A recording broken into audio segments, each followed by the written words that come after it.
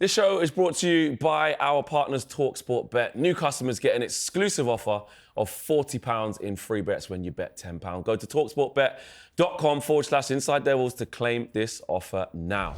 This has to be a sliding doors moment. But statistically, United have had the most difficult set of fixtures at the start of the season of any team, and they're still right up there in terms of XG. I do think that performance was far better than any of us expected on Saturday. We're fast approaching a year under Ruben Amorim, and we're still talking about trying to win 2 consecutive games in a row. 1 win against Chelsea, and all of a sudden now we're back and we're great and it's this, that and the other. Absolutely not. This team has showed us time and time again that that is not the case. So we have no evidence. We have zero evidence. Nostalgia will be very, very kind to Bruno Fernandes. I really do. I'm going to go on it. I don't even feel embarrassed about it anymore. I genuinely think that we'll say he's one of the best midfielders we've had. My ideal thing would be to get it cut at Old Trafford by one of the players. You know, if we're on 4 in a row, then yeah.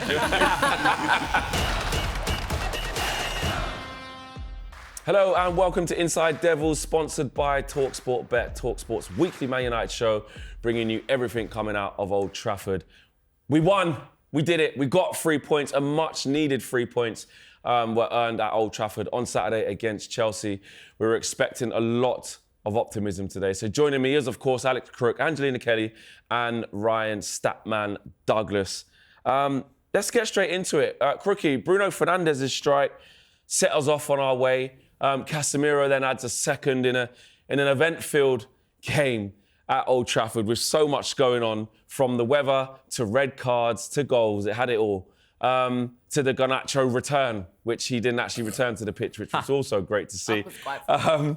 But how do you see it, Crookie? Because it's a massive win, isn't it, for Ruben Amorim and this Manchester United team. We all have our opinions on what's going on, but the big thing that we all agree on is that we need to win football matches, and that was a big one to win. Yeah, huge. It was also a history-making first half, the first time in Premier League history that we've seen 2 goals, 2 red cards and 3 substitutions in one half of football. Probably never to be seen again. I thought the Casemiro second yellow was a little bit harsh. We'll probably come on to that. But in terms of what it means for Ruben Amorim, what it means for Manchester United, this has to be a sliding doors moment, because you look at the 2 games they've got now before the international break, and they are winnable. And there have been so many false dawns, not just under Ruben Amorim, but probably for the last decade since Sir Alex Ferguson left, where you think United have turned a corner and then they get slapped in the face. So they've got to back it up now with victory at Brentford and against Sunderland at home as well. If they do that, then I think we're going to be going into their October international break with a lot more optimism than we had going into the one in September. So it could be a massive, massive result, but only if they can back it up in other ways. Yeah, it's got to be backed up, hasn't it? And for you, I know we can't be picky about the wins we get, but some people are sort of pushing back, saying, listen, is there a little bit of an asterisk over this win?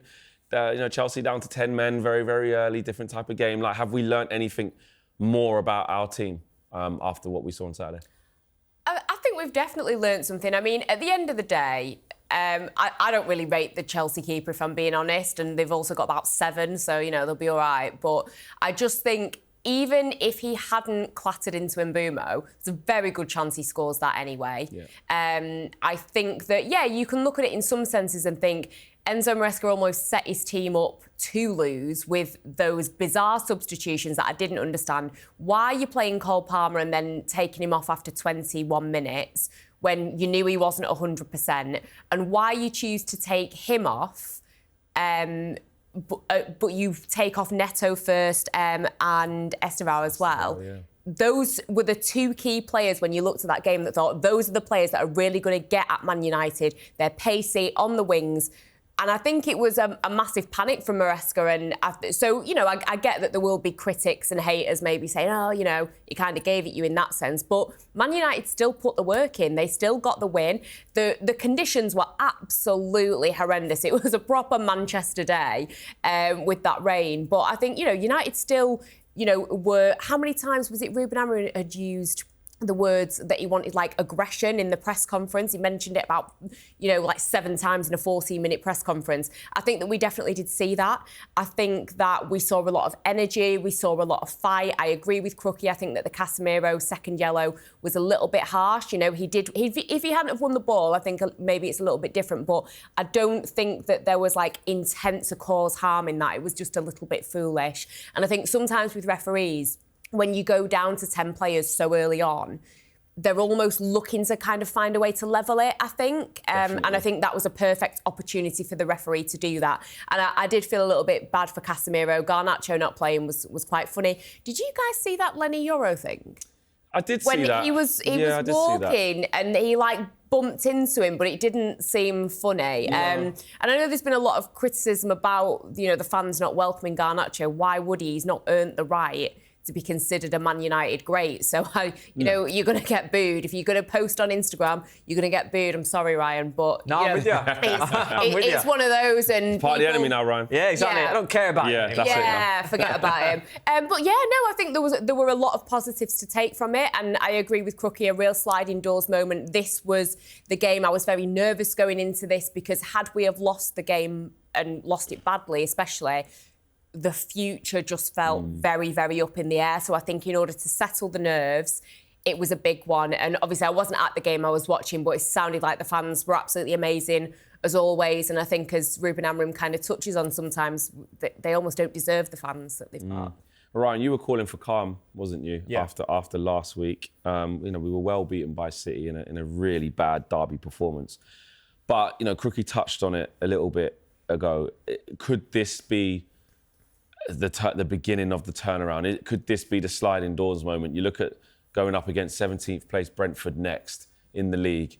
Then after that, a favourable, inverted quotes, game against Sunderland at home going into international break, which would be, if we did do that, even in the Brentford game, we're then going into territory that we haven't done before under Ruben Amorim. Back-to-back games, let alone maybe 3 games in a row if we dare to dream. Yeah. So is that fair to say that would be a start of a turnaround?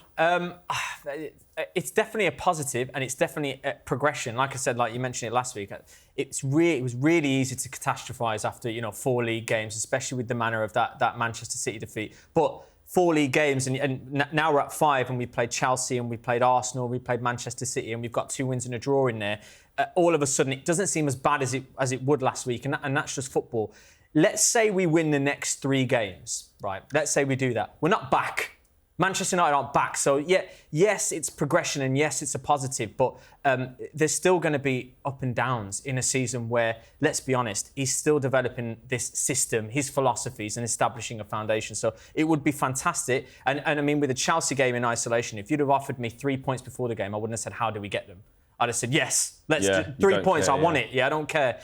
So it's good in that respect, but we do have to be realistic that they were down to 10 men when we scored both of those goals, and when it was all square on the field, Chelsea won that second half 1-0. When we had the same amount of people on the field. So there's takings that you can take, and we're happy we got the 3 points, and we're still creating loads of chances. But I really am looking at this early kickoff on Saturday against Brentford as, right, OK, now we've got a little bit of momentum and a bit of bragging rights against Chelsea now.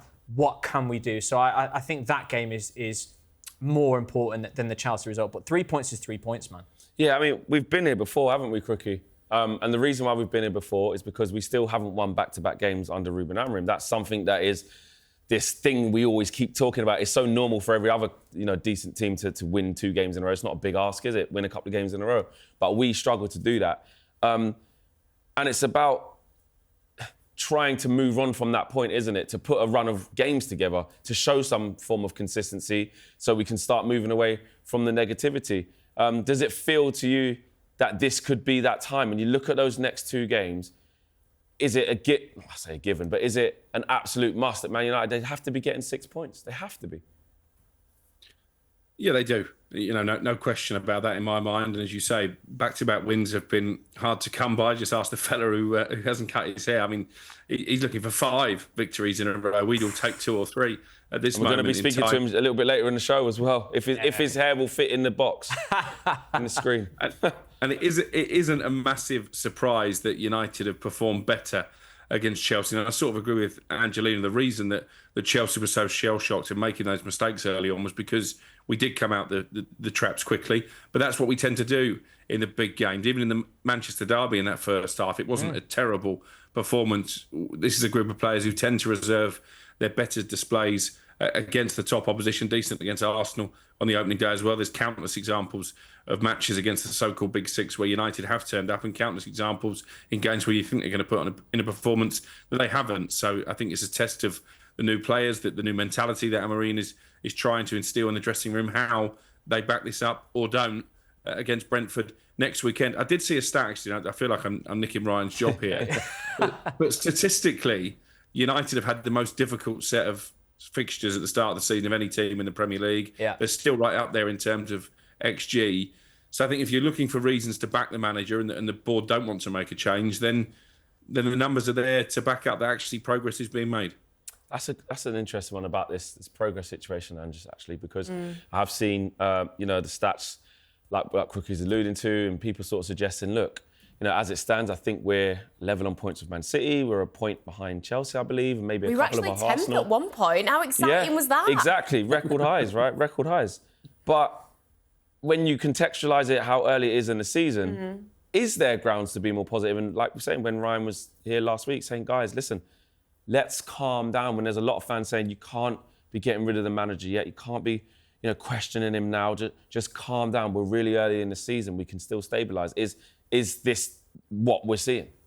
Yeah, and I tend to agree that we do need to let this play out a little bit longer because, you faced Arsenal, City and Chelsea in the first couple of games. Like, that is a lot. And I think, like I said last week, the Arsenal game was close and we walked away from that feeling like at least it was a good performance. Obviously, the Fulham game as well, I think that was a little bit unlucky. And you also look ahead, we've got Liverpool coming up, and as much as, they have got so much talent and they look amazing on paper, I don't think they've been that convincing, if I'm being completely honest. I think that they've been very lucky in some senses, beating Newcastle, who were down to 10 players. The Burnley situation was thanks to one of our former players, Hannibal, had it not been that. So, listen, I'm not saying that Man United are going to come out and beat Liverpool 3-0 or something like that, but you look at last season and how we managed to get something and put in a good performance. You look at the way that they've been, they're there for the taking a little bit, in my opinion. Obviously, we've still got a couple of games before we face them, and maybe things will start to click with them a little bit more. But I just think overall, we have to, take a breath, look at things from maybe a different perspective now, in that we've had... the Fulham game, we started really strong. The Arsenal game, I think we started quite well. This game, we started well. It's just about building now. And, you can talk about how United are winning games. You can say that, like what I alluded to earlier, that maybe Enzo Maresca kind of helped us out with some of his panic decisions in that game. But we're getting wins. Well, we've got to win. That's what I'm saying. We've got a win. This is what we've got to remember. It's one. But that is the main thing, though. It is a win. It's a starting point, and you've just got to get the wins, no matter which way you get them, and that's got to be the focus. And I think Amorim touched on it by saying, this is great, but we need to focus now, and we need to continue being more aggressive, and we need to focus on how we're going to win this next game and keep this momentum going. So we have been burnt before, but I do think that performance was far better than any of us expected on Saturday. Yeah. For me, I'm there. We can't really be trying to look too far forward at this game, that game. Tell you what, it's a sliding doors moment. It's this, it's that. No, we're fast approaching a year under Ruben Amorim, and we're still talking about trying to win 2 consecutive games in a row. So that shows me that we shouldn't be really having any conversations about past Brentford. It is about just win at all costs. Yeah. You can talk about the style, you can talk about the situations that's been going on with Ruben and this, that, and the other, but you have to win football matches. And I'm not gonna see one win against Chelsea and all of a sudden now we're back and we're great and it's this, that, and the other. Absolutely not. This team has showed us time and time again that is not the case. So we have no evidence. We have zero evidence to base anything off that we're now going to go on a run. I hope we do. I'm feeling kind of confident for Brentford, but I've done that before.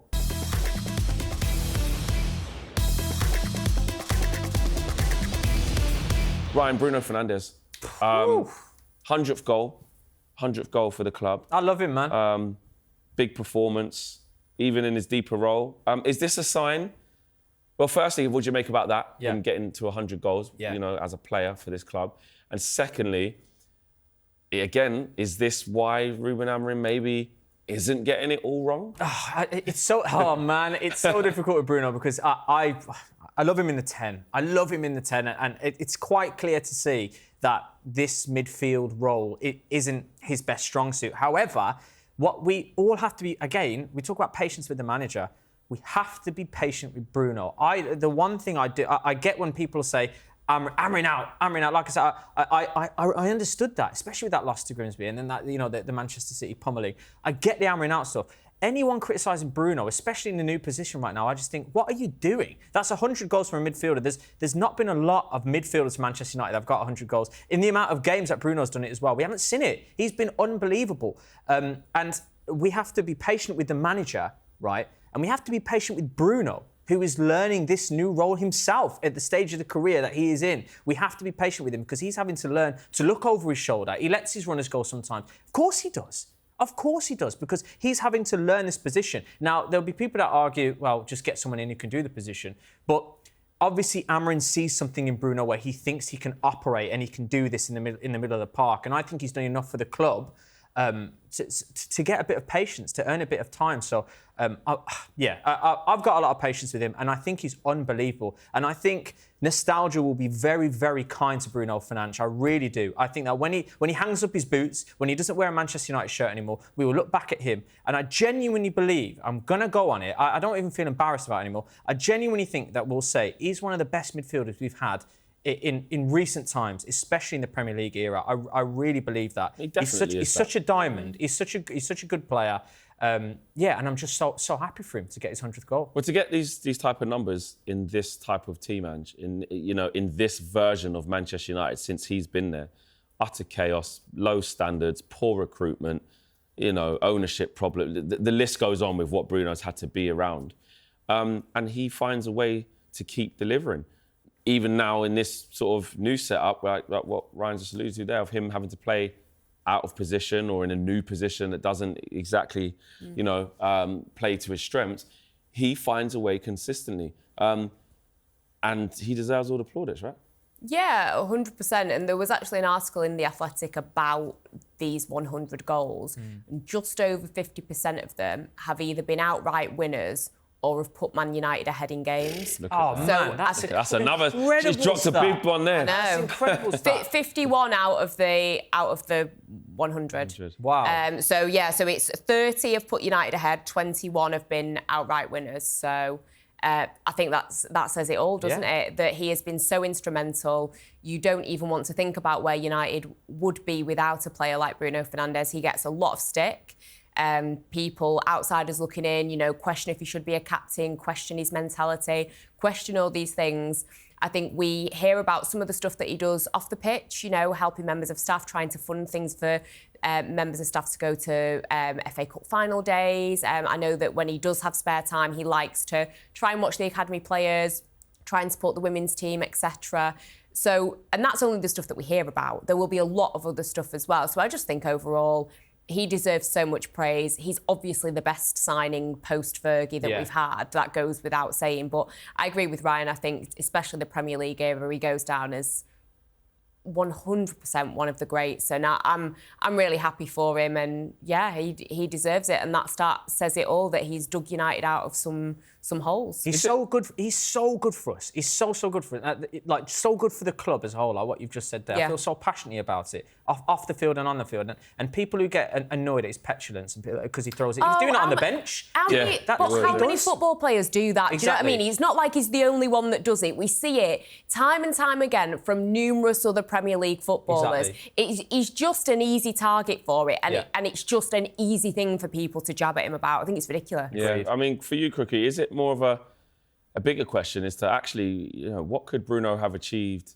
in his career if he didn't pledge this allegiance at this stage of his career to Man United? I mean, listen, I'm glad he's our player and has been, but, if he played for Pep Guardiola in these last 6 years, or if he played for Barcelona, or if he played for Real Madrid or Bayern Munich, you know, the titles that he would have had to his name would have been He'd have been in a Ballon d'Or shortlist. Yeah. Yeah. Yeah, I think we'd be talking about him as one of the best midfielders in Europe. And again, if you want to be even more nostalgic, how would he fare in a Sir Alex Ferguson team, Bruno Fernandes? Because I think part of the reason that he gets so frustrated, part of the reason people question his captaincy credentials because of the sort of histrionics that we see, is because of the calibre of players and the lack of effort from certain players around him. So, listen, captains can lead in different ways, and I'll come back to the story. Ruben van Nistelrooy's first game in charge against Leicester in the League Cup, midweek, most of the United players just walked past the autograph hunters waiting at the mouth of the Munich tunnel. Marcus Rashford, for one, just put his head down, didn't even acknowledge the fans. Bruno Fernandes spent an eternity signing autographs, posing for pictures, including for my kids. That's leadership. And actually, Ruben Amorim has been praised for doing the same after games. He was there in the sodden rain. Sure, he just wanted to get home, but several hours after full time on Saturday night, because he realises the importance of connecting with fans as well. I think what's interesting is I can't think of a single teammate of Bruno Fernandes that has ever questioned his leadership or his ability. And I think that says it all. Yeah, no, 100% agree with you. And I've always said Bruno is this narrative that he's one of the problems at Man United. I think playing him in this position can be problematic for us. I do still believe that, even after what I saw against Chelsea. But like Ryan said, I don't believe that's his fault. I think that's the manager deciding to play this type of way is going to hurt Bruno. But he's still going to find ways to put numbers on the board because he's just a top player. It doesn't matter what's going on. He'll have bad games. He was, really terrible in the derby. He was really terrible against Fulham, wasn't he? Missed the penalty, petulant. Yeah. Gave the ball away. You're not going to be perfect every single game, but when it's all said and done, he's the main man for me, and I've always thought and will continue to think it. So I share what you guys say on that. Just back to the game and some of the other talking points. I want to talk about Benjamin Sesko, guys, because unlucky to be taken off. Yeah. In the circumstances, that should have been a game where you go, right, can he get his first goal now? It's 11 against 10. We're 2-0 up. Tell you what, Benjamin, let's get him the ball, etc., etc. But Rio Ferdinand suggested that Sesko needs to make it clear to players that he's not happy with the service. He sort of said Rude once walked off the training pitch. Look, I'm not saying that he does that, but where are we at, Ryan, with Benjamin Sesko at the minute? Yeah. A good flick on, actually, in the passage of play that led up to Brian and Bruno getting in on goal. But then after that, he's still just like the team just don't include him much in what's going on. Yeah. It's hard to kind of put your finger on what's going on. It is really, really difficult. Sesko right now, I think, is the epitome of... He's led me to a conclusion that is, I think a lot of strikers would struggle in this current Manchester United setup, because even when they're getting to the bylines and stuff, they're not sticking it up for him, which is, we've seen what his aerial ability is like, and that's just not happening now. It's horrible, isn't it? But I think it's just going to take time. You've got, when Cunha's fit, you've got Cunha, you've got Mbeumo, you've got Sesko. They've never played together before. So these things are going to take time to gel about how he wants to play and how he likes to be served. But we, like you said, we saw with that Mbeumo goal, he can get the heights and he can flick it on. And if you've got the 2-10s that are running in behind him, that is the epitome of how that system can work. And it was case in point. And like Ange said earlier, if the keeper doesn't take him down, then Mbeumo probably puts that away. So I think there's value in him, and we have to give him time, kind of like we did with Højlund. But we saw Højlund play for Napoli and get off the mark like that, you know what I mean? And a smile back on his face. So it's going to take time, but there's definitely value to be had. I kind of agree with what Rio says, but I don't doubt it's going to be in the training, training sessions and stuff. This is how I like to play. This is stick the ball in the air for me. I'm going to peel away to the back post, whatever it is. Those little nuances. It's just going to take time, and rival fan bases are going to get onto him. Of course they are, but we have to be patient and hold our nerve with him, because but by all accounts, he could be the right man for the job. Yeah, it just needs time, doesn't it? And patience for you. I mean, are you still very confident that we've got the right kid here, and he just needs to be looked after, doesn't he? He just needs to be allowed to grow. Yeah, 100%. And I think you can look at not just strikers, but you can look at quite a couple of players in the Premier League that are struggling at the moment. Everyone's talking about this. Gyökeres, to be completely honest. I know that he has found the back of the net, but he doesn't look amazing. And speaking to Arsenal fans, I'm sure they all are confident that he will get there. But we're seeing him struggle, who, was a fantastic goal scorer in Portugal. So I think with Šeško, you've got to give it time. I understand that everybody's going to, everyone's got PTSD from Rasmus Højlund and co from before. But I think you just have to give the lad a little bit of time. The thing is, I will say, and I think there's going to be a lot of Gyökeres-Šeško comparisons. He looks more like a striker than Gyökeres, in my opinion, even just in like his physical build. And that's not me trying to, shame Gyökeres or anything like that. I know he's got a lot of stick, but I just think he looks like a striker. It looks like he's slowly but surely getting there. It is just going to take time. People have just got to be patient. You can't expect. And I think there was a conversation.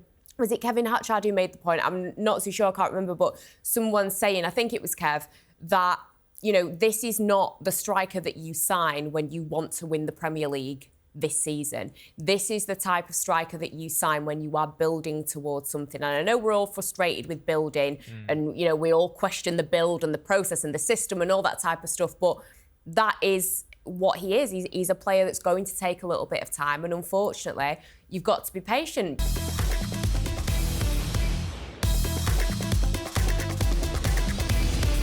Right, now, after a big win at the weekend, we're going to have to check in with the famous United fan that won't cut his hair until we win 5 games in a row.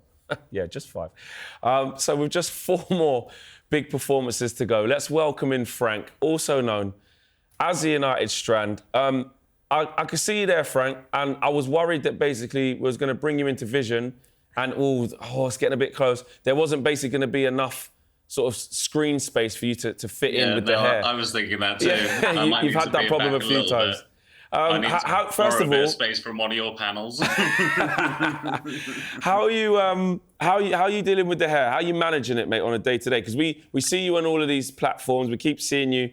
I feel like I see you every single day now at various different places across the internet. But when the camera's off and you're just in your day-to-day life, mate, how are you managing it?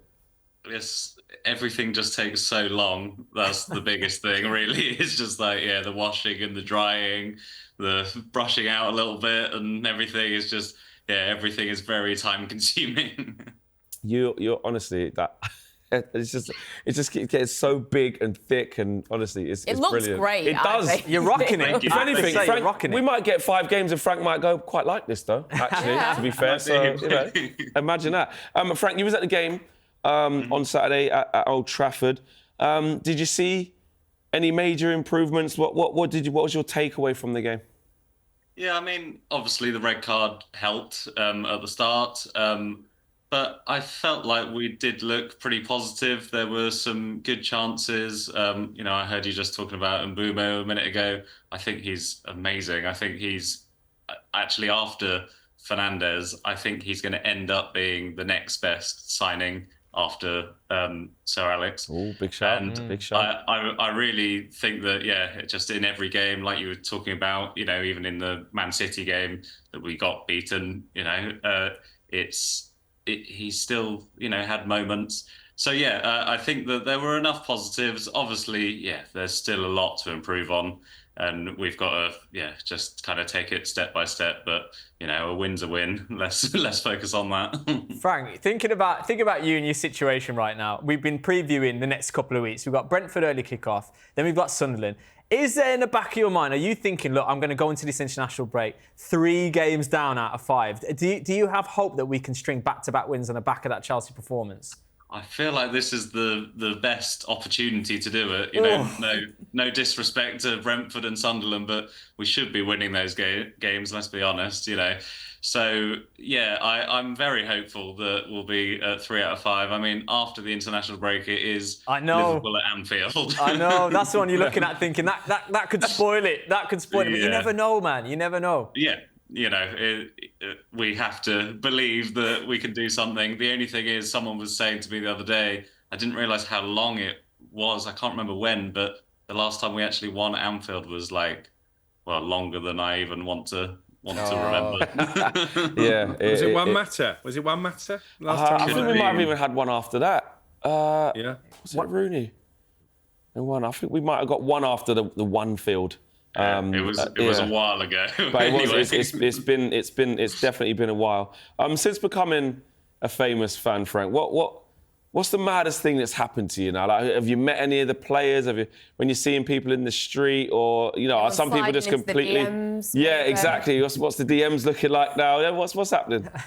I mean, this itself is pretty crazy, like, and just in terms of everything, like seeing people, as a Man United fan myself, like, all the kind of platforms, including this, and, the United Stand, Stretford Paddock and people like that, like, and just being here is just ridiculous, really. And like I've said before, I never expected any of this. It was purely just a bit of fun to start with, and I thought that I thought it would go on for a few months and then it would all be over, but here we are. So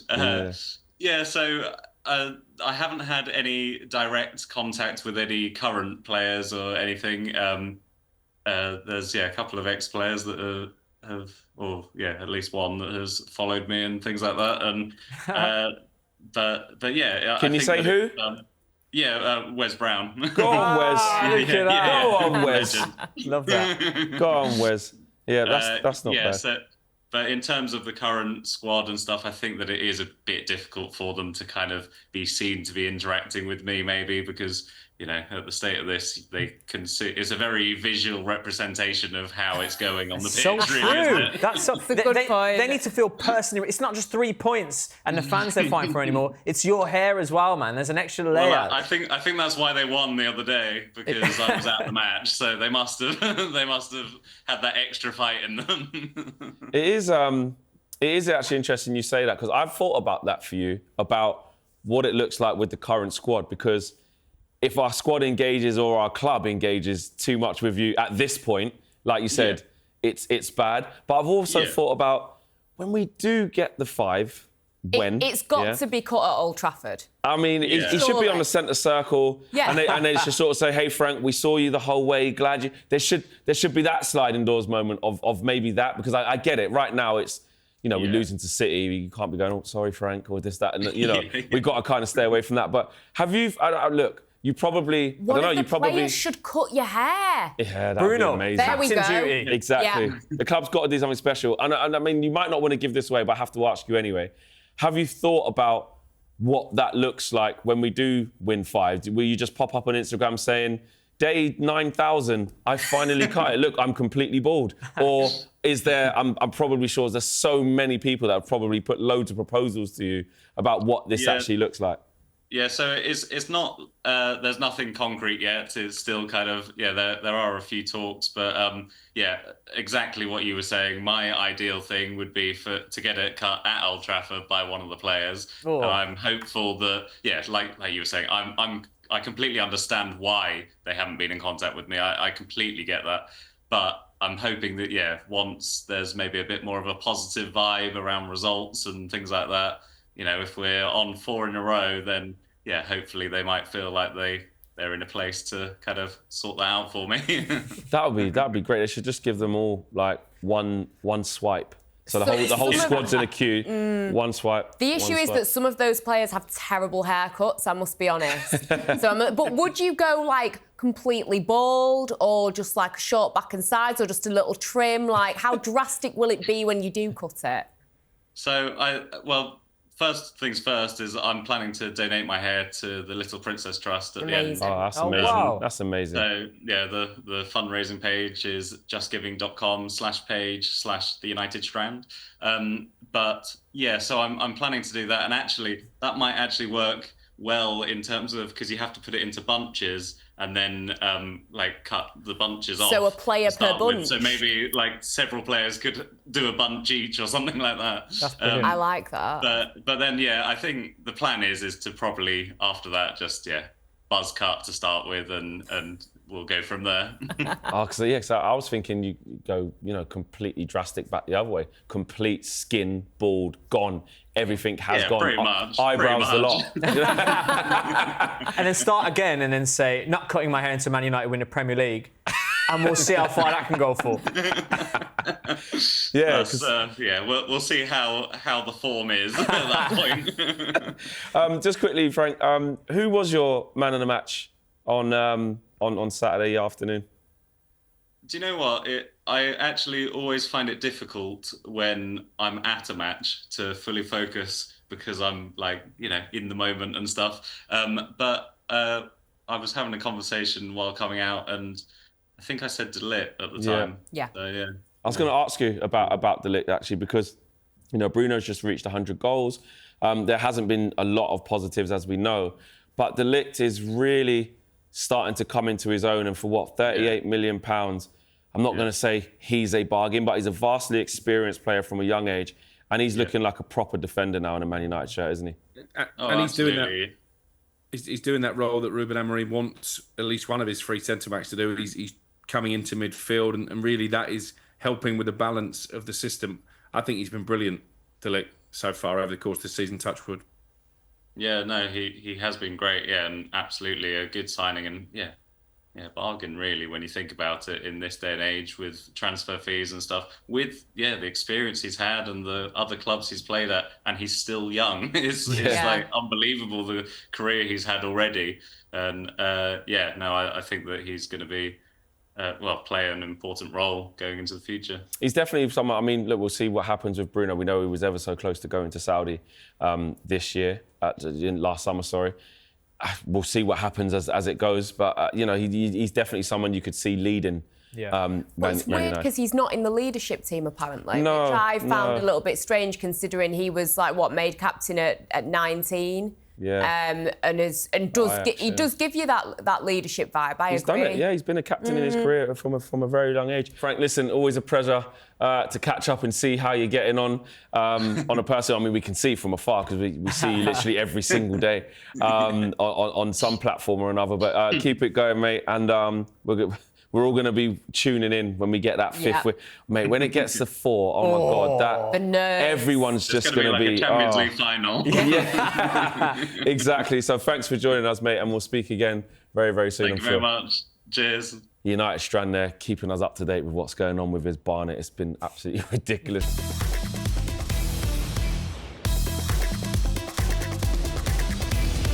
Marcus Rashford, let's talk about him because he won Player of the Match for Barcelona against Newcastle last week in the Champions League with a stunning brace at St James's Park. It sparked a lot of debate amongst United fans. Does it fill you with positivity that he is finding his form again?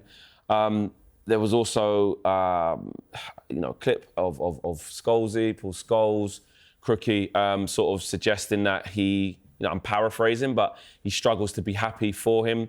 Some of the things I remember him saying was sort of he thought his behaviour was a disgrace. He was walking, etc. Nicky Butt sort of puts a different case of that. He has actually got all the ingredients to be a top player. Scholes pushes back and says, well, he just won't have the mentality. But we also saw, like I said, what he did at St James's Park, silenced the whole stadium. 2 really, really top goals. For one of the best teams in Europe, which was in a tight, close-knit game that needed some unlocking, and it was Marcus Rashford at the double. Well, I think the past week has probably encapsulated the beauty and the beast when it comes to Marcus Rashford. As you say, a brilliant performance up at St James's Park. The second goal in particular was one that few players in the world can score. And I've said it numerous times, Marcus Rashford, for me, has all the raw ability to be one of the very best players. And that's why it's so sad the way that his Manchester United career panned out. He should have been a poster boy for that academy. He's a lifelong Manchester United supporter. And the fact that he looked so unhappy and that he was putting in such minimal effort, as Paul Scholes has alluded to, towards the end of his career, I think is massively frustrating. But then he goes back to Spain. He's late for a team meeting, not for the first time in his career. And Hansi Flick, who's really clamped down on that since I think it was a problem with the German team when he was in charge there during that debacle of a World Cup, drops him. And obviously Ferran Torres comes in and does very well. And therein lies the problem. And I said it when I was on talkSPORT with Troy Deeney and Sam Matterface the day after the Newcastle game. He's more than capable of producing those match-winning moments, but he's equally capable of producing something like this, whereby he puts himself in the headlines for all the wrong reasons. The fact it only took a few days, I think, again, just tells you that leopards don't change their spots and that, unfortunately, Manchester United as a football club are better off without him. And I don't take any pleasure in saying that because, as I say, I think he's got so much talent. I was at the World Cup in Qatar when he scored that free kick. And I was so happy for him, so happy for my lad who remains Marcus Rashford's most devoted fan. But I find it really sad, the fact that he doesn't have the application and the attitude to match that God-given talent. Is it just a blip, Ryan? Another blip? Listen, he's not a kid anymore. He is 27, I think. So we're not talking about a young player trying to find his feet. He's an established pro who's played hundreds of games and scored a lot of goals. Is it just this change of scenery was needed, or could there be, a reignition of his Man United career? Right? The more I think about this move to Barcelona, to be honest with you, the more I think just how good this could be for him. Because I mean, late is late. But I heard it was only 2 minutes. I don't know, Crookie, you might know more than me. Doesn't matter. Does it? No, he's been there before. I know. That's why I said late Wolves is late. Ten Hag. Late is late. But that's why I think this move could be so good for him, because 2 minutes is 2 minutes and you need to be there on time. And, albeit it's still late in his career and he should know this, it's something that it looks like he has to learn. So this move, the fact that he got the Barcelona move in the first place is like, wow, fair enough, fair play to you. But things like this and clamping down on his behaviour could be really good for him. Him performing against Newcastle at St James's Park, a stadium that he knows, and scoring 2 fantastic goals doesn't shock me in the slightest. I don't think it shocks anybody on this panel, because we know that capability. It's like, good for him. I don't have any ill feeling towards Rashford. That's why the Scholesy comments, and I've said this before about former Man United players, right? They will go in. They will go in on the current crop if they're not pulling their weight. And we're going to hear it more and more and more, because I believe that was a podcast. So, look, this is going to be weekly now that we hear these opinions. And as I envision, that would be the case. So, but going back to Rashford, we know he's got that capability, and it's not like we didn't give him a chance. He was on the side of Old Trafford for years and years and years. He was a poster boy for a long time, but it just didn't work out, and it got to the stage where Man United wasn't good for him, and he wasn't good for Man United. So I can't see him coming back. I don't think there's a way of him coming back into this Manchester United crop of players, but it could, if he gets his act together, kickstart afterwards. I don't think he'll stay at Barca either, but another move somewhere else, a permanent move somewhere else, that could be good for him. What do you make of it, Ange? Immediately before the news broke that he'd missed training for by a couple of minutes the following day or days after. But the next day, and even whilst it was happening, you go online, it's Ruben Amorim, you custard pie, mate. You're trying to get rid of Rashford. Look at that. He's in the Champions League, banging into it at St James's Park, mate. Meanwhile, you're languishing where you are in the table, haven't got back-to-back wins, another poor decision by the manager. United is the problem. When people leave Manchester United, when players leave, they start to express themselves in my group chats, all my Liverpool mates and, Arsenal mates. You're getting it all. But when we talk about it as United fans, how do you feel about the criticism that Marcus is getting whilst he's on loan for this reason, but also with what you saw during midweek with an amazing performance, especially second half anyway, against Newcastle United in Champions League? It's a really tough one, because I'm happy for Marcus Rashford, because as we've all said, we are aware of what he is capable of. He is a fantastic player on his day. For whatever reason, it has not worked out with Manchester United, and that is very, very sad. And I don't think Marcus Rashford saw it ending this way, and I don't think we did. Yes, he is only on loan. I don't think that there's a way back with Ruben Amorim. I think it would be very difficult. Ruben Amorim's spoken about, even changing his system. He feels like he would lose the respect of the players. So bringing Rashford in after all that's gone on, I don't see it happening. I want his stock to rise, because from a selfish point of view, as looking at Manchester United, the football club, this is pure profit, whatever we get for him when he eventually, departs completely. So let his stock rise. Let him score all the goals for Barcelona. Let him help them win the Champions League. Whatever it takes. And I don't think that you can look at it and think that, it's Man United, because at the end of the day, we all know that it was, it takes 2 to tango. Maybe Manchester United wasn't the right place. Maybe he didn't fit the system, whatever. But we also know that he didn't apply himself. And we also know that, we see the reports. We don't know what goes on behind closed doors, but we see the reports of him, going to Ireland on a bit of a jolly. We see that he's out in Manchester partying. So I don't think you can sit and blame Manchester United completely, because we all know that he didn't apply himself. I think that, the former players coming out and criticising him. I mean, Paul Scholes, Crookie, you might remember this because, sorry, you're a bit older than me, but didn't Paul Scholes refuse to play? Was it the Worthington Cup or something back in the early noughties? He refused to play and got fined 2 weeks' wages. So I think for Paul Scholes, you know, remember, you weren't a complete angel yourself. Well, he said once you quit on United, you'll quit again, is what he said. He refused to play, though. I'm not coming out and, you know, defending Marcus Rashford completely, because we all know I've had my opinion on it. Fair context, but I just think that, you know, these former players, they weren't angels themselves. They made mistakes. And I think that someone like Paul Scholes should be looking at it and saying, listen, I made these mistakes and I look back at it and I maybe regret it, and maybe I shouldn't have acted like that. So when you're looking at Marcus Rashford, he feels maybe, oh, you know, I've been there, don't do that. And I know that it wasn't the same thing, but I just think with some of the former players, and I know, Ryan, you've, you know, had really strong opinions on it as well. I just think I just don't see the point in really hammering him. And also, I think they were talking about, like, oh, his demeanour towards the end. We didn't see him. So I don't know how Paul Scholes, like, oh, it was the look on his face or whatever he was kind of alluding to, that it's all about his demeanour. He didn't play, so we didn't see him. So I just think sometimes it is a little bit of a reach, and I agree with a lot of the sentiments around Marcus Rashford and the issues, but I just think, let it go. There's a lot of statements that can be true at the same time. Marcus, you know, has got to make good decisions for himself as a professional, as a top pro that he can be, with the ability that he actually possesses to unlock himself on a consistent basis. But at the same time, you want to be in an environment that helps you do that. And we have a track record of having a bad environment, as there are many players that have now left to play at a higher level, enjoying their footballs and have smiles on his face. And when he was doing his post-match stuff for TNT, you know, just listening to him talk, I haven't seen him speak like that in ages. How refreshing it was to hear him say, I'm enjoying my football, a good coach who really believes in me, and this, that and the third.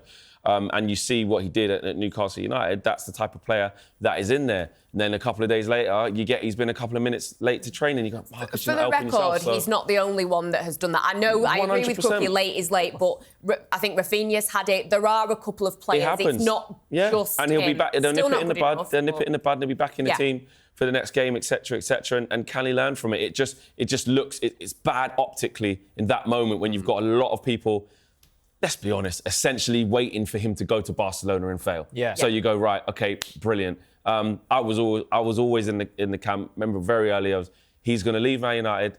He's going to do fine at Barcelona. He'll be back in that England team, and all of that has pretty much happened so far. But you also get the caveat of what we've just seen. So listen, I want Marcus Rashford to do well. And everybody go their separate ways. Right. Okay, that's all we've got time for on this week's episode of Inside Devils. A big thank you to Alex Crook, to Angelina Kelly, and of course, Ryan Statman Douglas and United Strand himself with his big hair. We'll see you on the next episode after another win. Back-to-back wins, yes, against Brentford. That is what is coming next. Back-to-back wins. See you then.